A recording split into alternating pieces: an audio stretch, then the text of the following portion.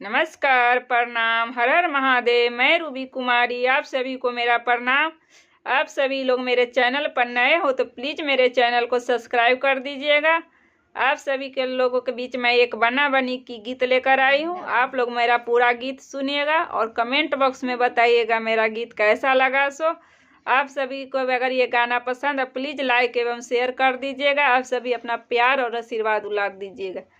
सोनर के गलिया में, सोनर के गलिया में लिखले कवन दुल्हा, लिखले कवन दुल्हा। करे लागल सिकरी के मोल, हरि वाले बने करे लागल सिकरी के मोल, हरि वाले सिकरी के मोल दुल्हा, सिकरी के मोल दुल्हा। तो हसे न होई है हो यार, तो हसे न होई है हो जा अय्या पापा जी के साथ, हरि वाले बने जा अय्या पापा जी के साथ, हरि वाले बन। अरे सोनर के गलिया में, सोनर के गलिया से निकले कवन दुल्हा, निकले कवन दुल्हा। करे लगले सिकरी के मोल, हरि वाले बने करे लगले सिकरी के मोल, हरि वाले बने।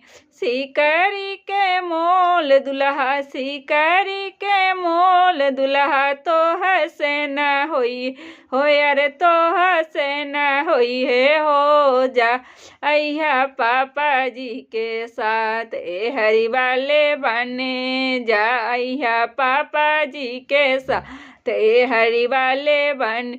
मालिया के गलिया से, मालिया के गलिया से लिखले कवन दुल्हा, लिखले कवन दुल्हा। करे लागल से हर के मोह, हरि वाले बने करे लगले से हर के मोह, हरि वाले बन। से हर के मोल दुल्हा, से हर के मोल दुल्हा। तो हसे न होई है हो, तो हर से ये हो जाए अय्या चाचा जी के साथ, हरि वाले बन जाइया चाचा जी के साथ, हरि वाले बन। अरे बाजा जाके गलिया से, बाजा जाके गली से लिखले कवन दुल्हा, लिखले कवन दुल्हा।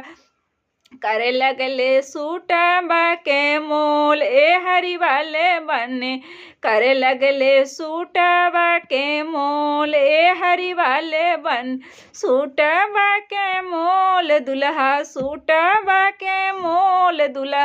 तो हसे न होई है हो, तो हसे न होई है हो जा अय्या भैया जी के साथ, हरि वाले बने जा अय्या भैया जी के साथ, हरि वाले बने।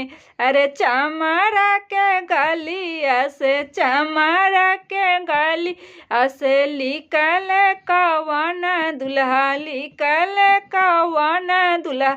करे लगले जूतबा के मोल, हरि वाले बने करे लगले जूतबा के मोल, हरि वाले बने।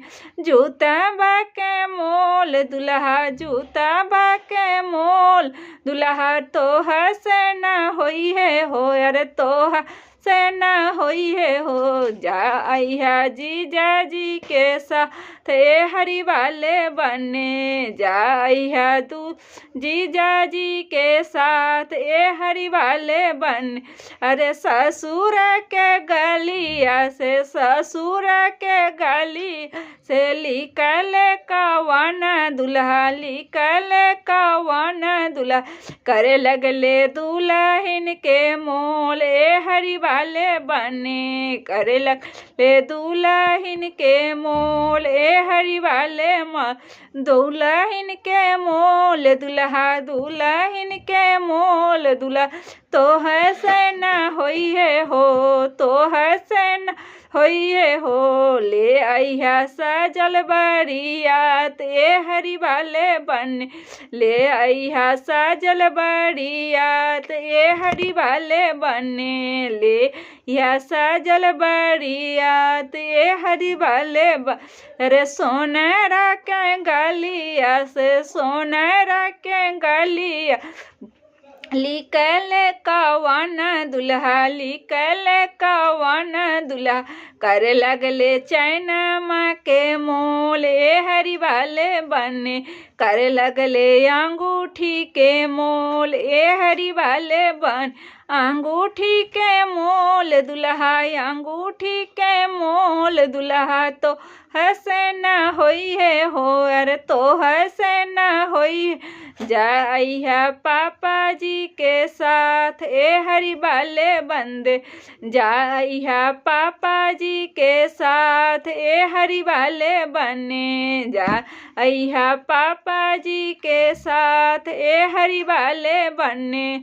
आप सभी को मेरा गाना कैसा लगा प्लीज़ कमेंट बॉक्स में बताइए। जय श्री राम, हर हर महादेव। आप सभी को अपना मेरा परिवार।